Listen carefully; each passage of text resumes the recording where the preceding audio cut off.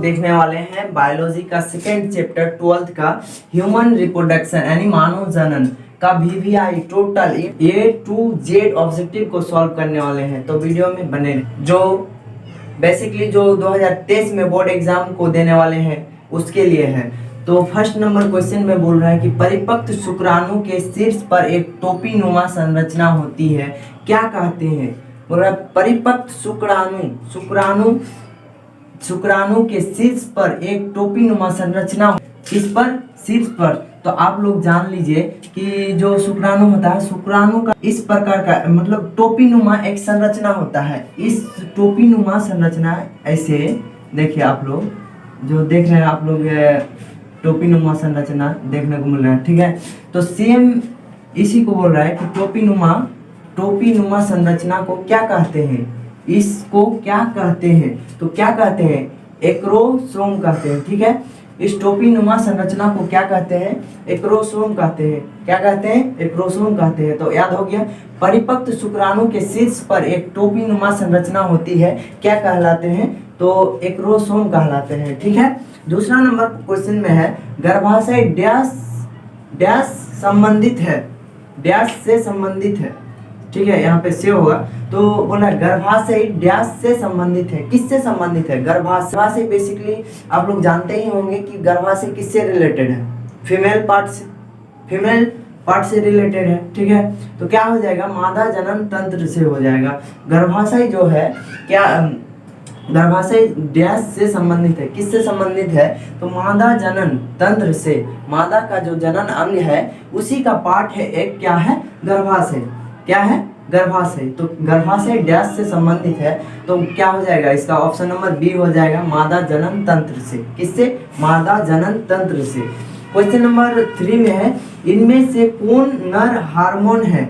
इनमें से बोला इनमें से यानी दिया हुआ ऑप्शन में एस्ट्रोजन, ठीक है, एस्ट्रोजन, प्रोजेस्टेरोन, टेस्टोस्टेरोन सभी क्या होगा? देखिए एस्ट्रोजन जो है, एस्ट्रोजन हो गया फीमेल हार्मोन हो गया, प्रोजेस्टेरोन भी फीमेल हार्मोन हो गया, और टेस्टोस्टेरोन जो देख रहे हैं आप लोग, टेस्टोस्टेरोन क्या हो गया? टेस्टोस्टेरोन हो गया मेल हार्मोन हो गया। क्या हो गया? मतलब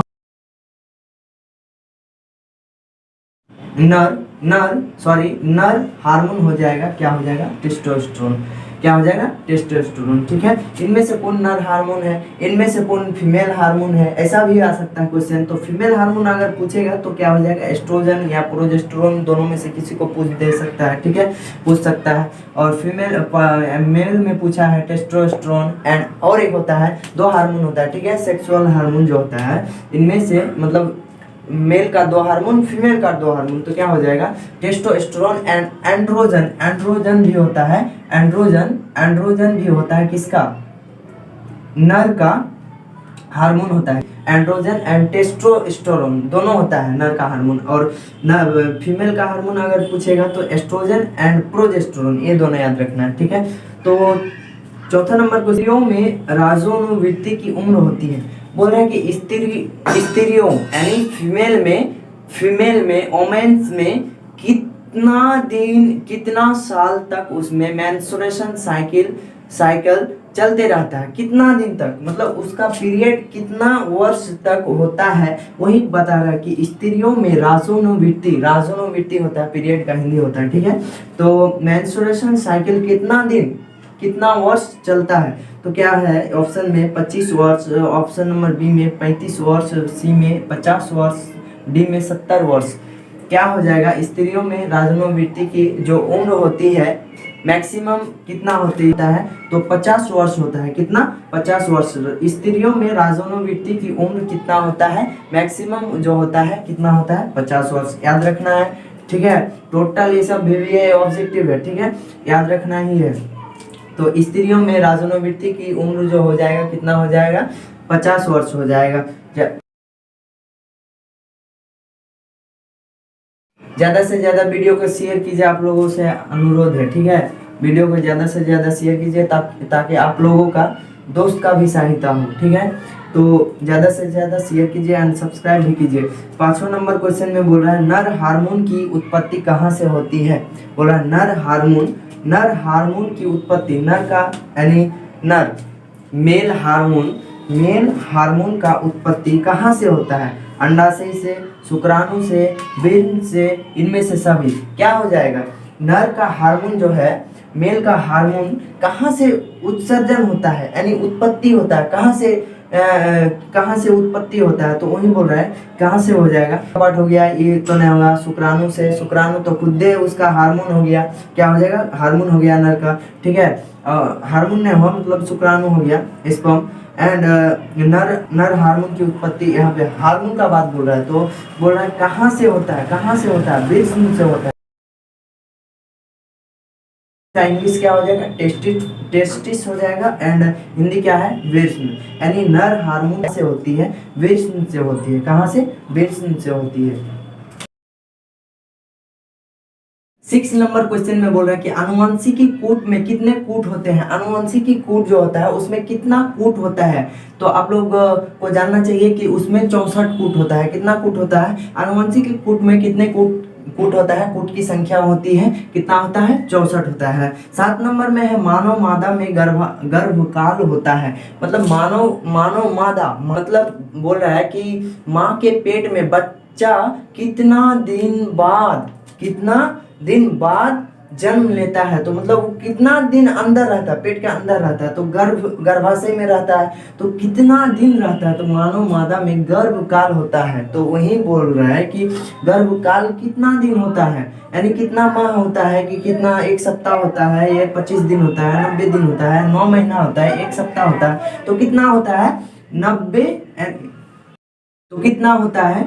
9 महीना होता है। कितना होता है? 9 महीना होता है। मानव मादा में गर्भकाल कितना होता है? 9 महीना होता है, ठीक है। 8 नंबर क्वेश्चन में है कौन द्विगुणित संरचना है? बोल रहे इनमें से कौन द्विगुणित संरचना है? अंड है यानी अंडाशय, युग्मनज, विष्णु, द्वितीयक केंद्रक। तो क्या हो जाएगा? द्वितीयक केंद्रक हो जाएगा। निम्नलिखित में द्विगुणित संरचना कौन होती है? द्वितीयक केंद्रक होती है, ठीक है।